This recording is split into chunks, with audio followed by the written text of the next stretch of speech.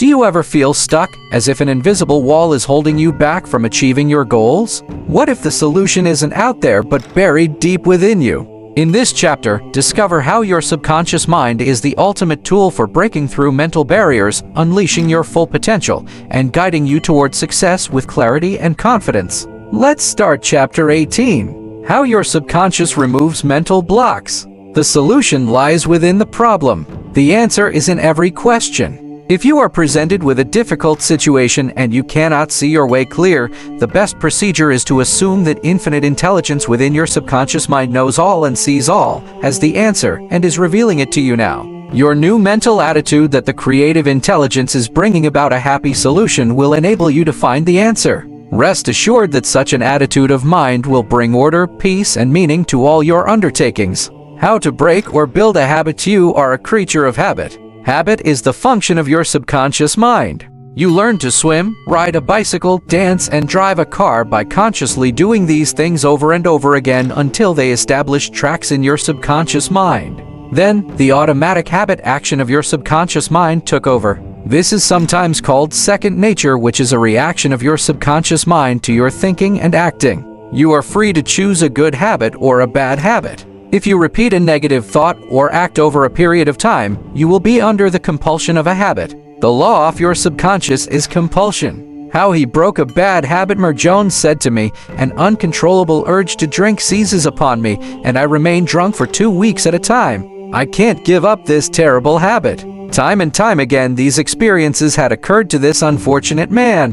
He had grown into the habit of drinking to excess. Although he had started drinking of his own initiative, he also began to realize that he could change the habit and establish a new one. He said that while through his willpower he was able to suppress his desires temporarily, his continued efforts to suppress the many urges only made matters worse. His repeated failures convinced him that he was hopeless and powerless to control his urge or obsession. This idea of being powerless operated as a powerful suggestion to his subconscious mind and aggravated his weakness, making his life a succession of failures. I taught him to harmonize the functions of the conscious and subconscious mind. When these two cooperate, the idea or desire implanted in the submind is realized. His reasoning mind agreed that if the old habit path or track had carried him into trouble, he could consciously form a new path to freedom, sobriety, and peace of mind. He knew that his destructive habit was automatic, but since it was acquired through his conscious choice, he realized that if he had been conditioned negatively, he also could be conditioned positively. As a result, he ceased thinking of the fact that he was powerless to overcome the habit. Moreover, he understood clearly that there was no obstacle to his healing other than his own thought. Therefore, there was no occasion for great mental effort or mental coercion. The power of his mental picture. This man acquired a practice of relaxing his body and getting into a relaxed, drowsy, meditative state. Then he filled his mind with the picture of the desired end, knowing his subconscious mind could bring it about the easiest way. He imagined his daughter congratulating him on his freedom and saying to him, "Daddy, it's wonderful to have you home." He had lost his family through drink. He was not allowed to visit them, and his wife would not speak to him. Regularly, systematically, he used to sit down and meditate in the way outlined. When his attention wandered, he made it a habit to immediately recall the mental picture of his daughter with her smile and the scene of his home enlivened by her cheerful voice. All this brought about a reconditioning of his mind. It was a gradual process. He kept it up. He persevered, knowing that sooner or later he would establish a new habit pattern in his subconscious mind.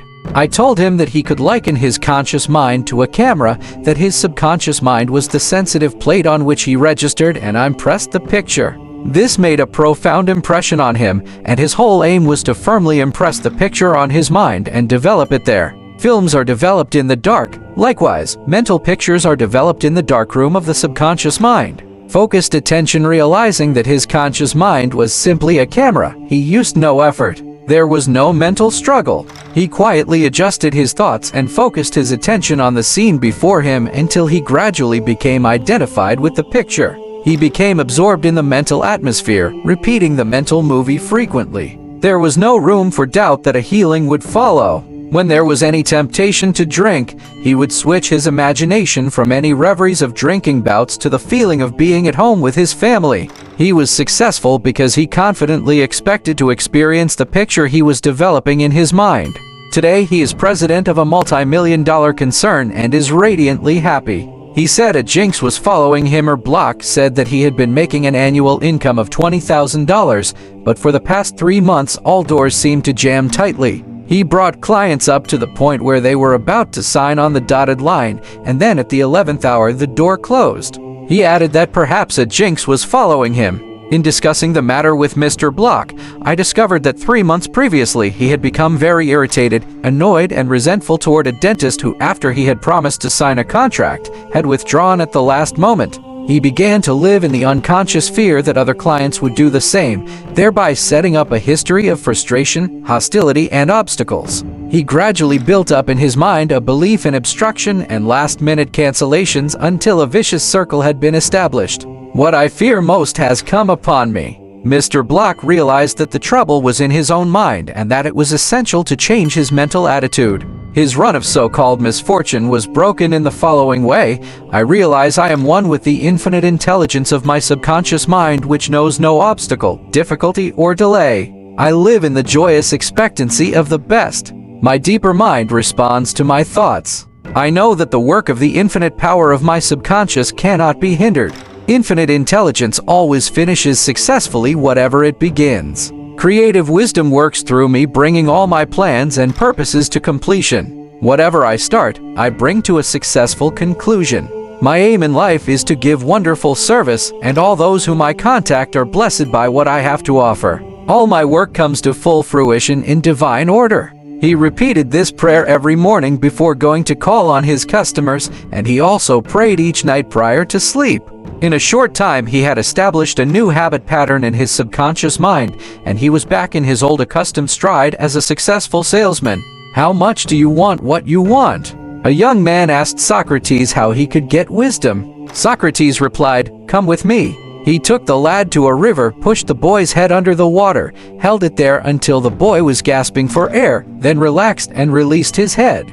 When the boy regained his composure, he asked him, "What did you desire most when you were underwater?" "I wanted air," said the boy.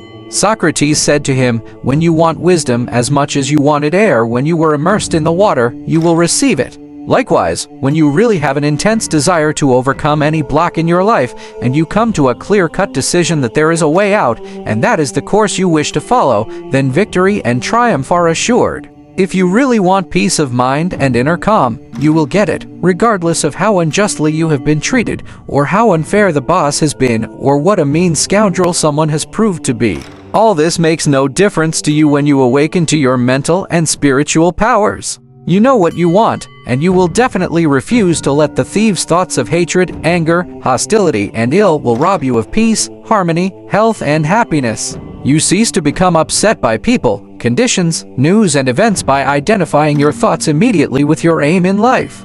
Your aim is peace, health, inspiration, harmony, and abundance. Feel a river of peace flowing through you now. Your thought is the immaterial and invisible power, and you choose to let it bless, inspire, and give you peace. Why he could not be he led this is a case history of a married man with 4 children who was supporting and secretly living with another woman during his business trips. He was ill, nervous, irritable, and cantankerous, and he could not sleep without drugs. The doctor's medicine failed to bring down his high blood pressure of over 200. He had pains in numerous organs of his body which doctors could not diagnose or relieve. To make matters worse, he was drinking heavily. The cause of all this was a deep unconscious sense of guilt. He had violated the marriage vows, and this troubled him. The religious creed he was brought up on was deeply lodged in his subconscious mind, and he drank excessively to heal the wound of guilt. Some invalids take morphine and codeine for severe pains. He was talking alcohol for the pain or wound in his mind. It was the old story of adding fuel to the fire. The explanation and the cure. He listened to the explanation of how his mind worked. He faced his problem, looked at it, and gave up his dual role. He knew that his drinking was an unconscious attempt to escape. The hidden cause lodged in his subconscious mind had to be eradicated, then the healing would follow. He began to impress his subconscious mind 3 or 4 times a day by using the following prayer: "My mind is full of peace, poise, balance, and equilibrium. The infinite lies stretched in smiling repose within me. I am not afraid of anything in the past, the present, or the future. The infinite intelligence of my subconscious mind leads, guides, and directs me in all ways. I now meet every situation with faith, poise, calmness, and confidence. I am now completely free from the habit. My mind is full of inner peace, freedom, and joy. I forgive myself, then I am forgiven. Peace, sobriety, and confidence reign supreme in my mind." He repeated this prayer frequently as outlined, being fully aware of what he was doing and why he was doing it. Knowing what he was doing gave him the necessary faith and confidence. I explained to him that as he spoke these statements out loud, slowly, lovingly, and meaningfully, they would gradually sink down into his subconscious mind. Like seeds, they would grow after their kind. These truths, on which he concentrated, went in through his eyes, his ears heard the sound, and the healing vibrations of these words reached his subconscious mind and obliterated all the negative mental patterns which caused all the trouble. Light dispels darkness. The constructive thought destroys the negative thought. He became a transformed man within a month, refusing to admit it. If you are an alcoholic or drug addict, admit it. Do not dodge the issue. Many people remain alcoholics because they refuse to admit it. Your disease is an instability, an inner fear. You are refusing to face life, and so you try to escape your responsibilities through the bottle. As an alcoholic, you have no free will, although you think have, and you may even boast about your willpower. If you are a habitual drunkard and say bravely, "I will not touch it anymore," you have no power to make this assertion come true, because you do not know where to locate the power. You are living in a psychological prison of your own making, and you are bound by your beliefs, opinions, training, and environmental influences. Like most people, you are a creature of habit. You are conditioned to react the way you do. Building in the idea of freedom, you can build the idea of freedom and peace of mind into your mentality so that it reaches your subconscious depths. The latter, being all-powerful, will free you from all desire for alcohol. Then, you will have the new understanding of how your mind works, and you can truly back up your statement and prove the truth to yourself. 51% heal it. If you have a keen desire to free yourself from any destructive habit, you are 51% healed already. When you have a greater desire to give up the bad habit than to continue it, you will not experience too much difficulty in gaining complete freedom.